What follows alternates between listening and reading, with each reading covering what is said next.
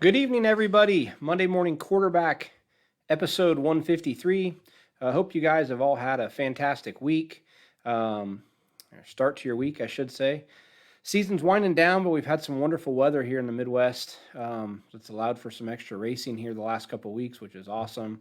And the guys got out to Tulsa last week with the shock trailer for the KKM Give Back. That was a great event to get out there and see some customers and help some customers.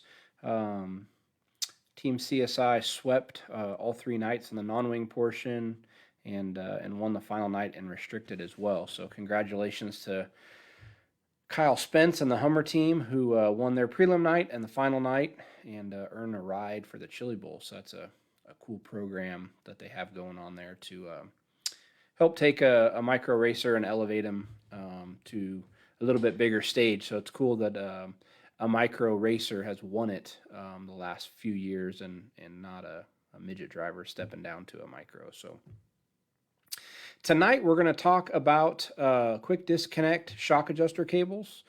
This is a new product that we developed, and we put together a little tech video on how simple it is to use.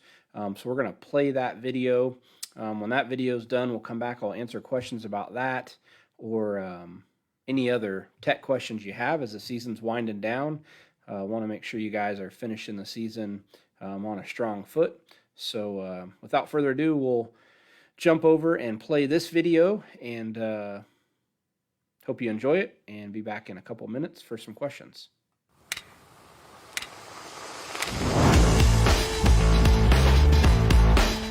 How's it going? Garrett with CSI.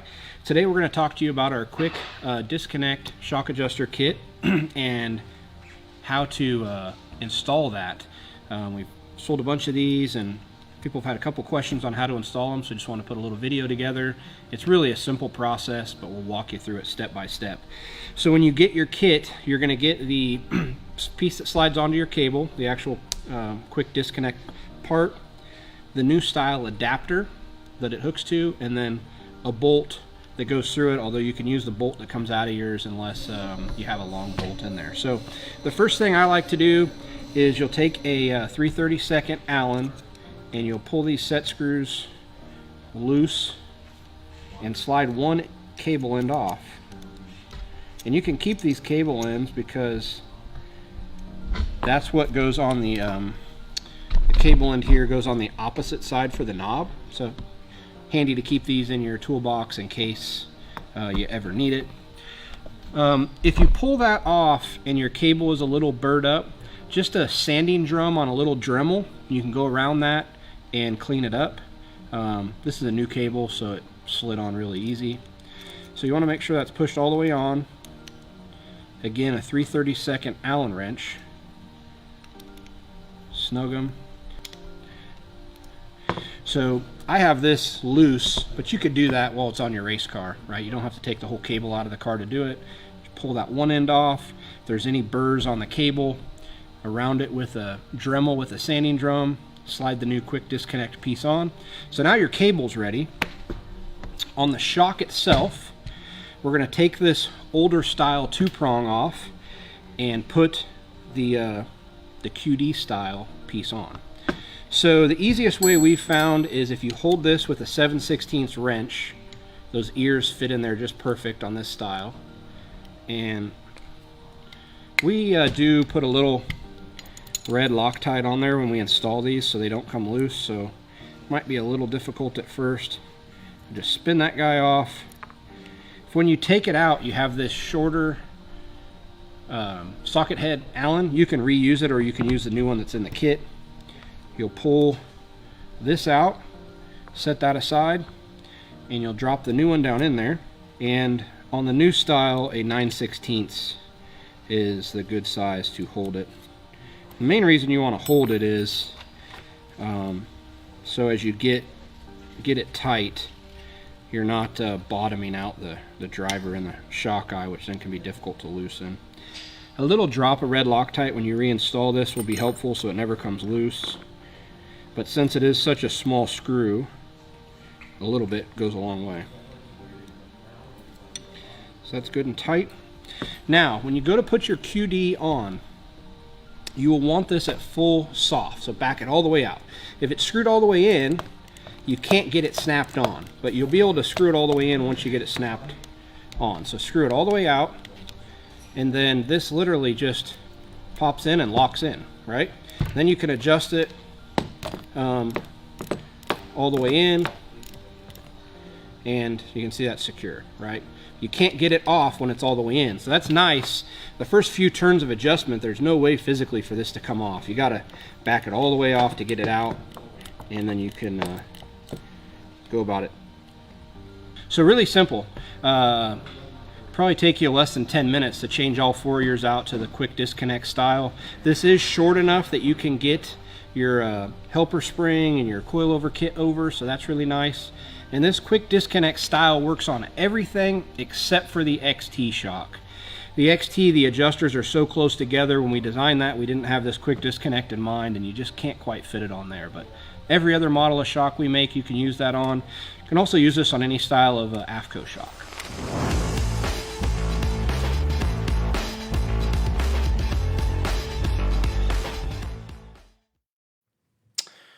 All right, so as you can see there, that's a pretty easy little upgrade you can make.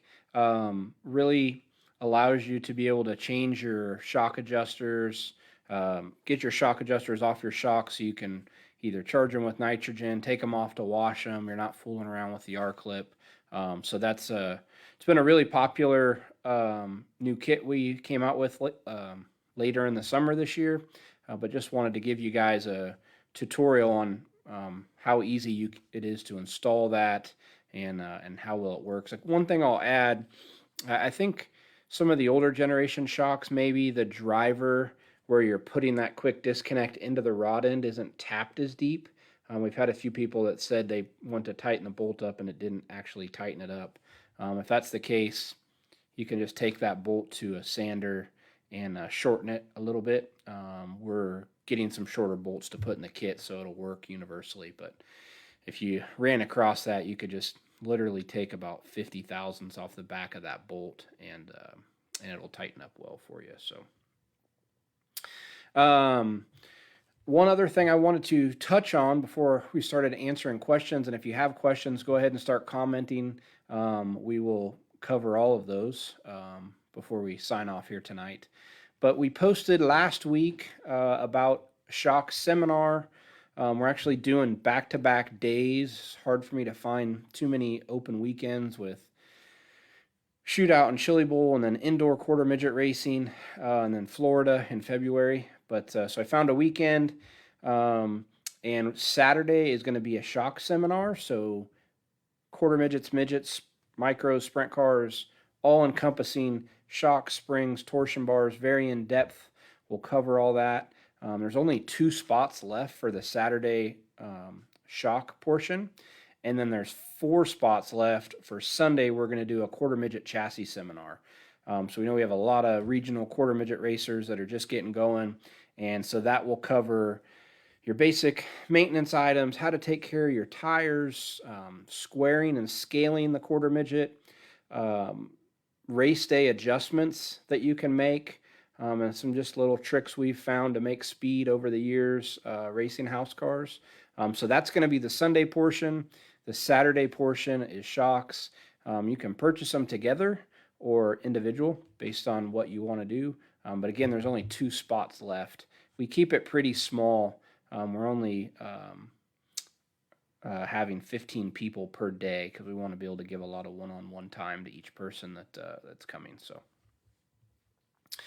all right. Any questions? Well, we're waiting for a couple questions to go in.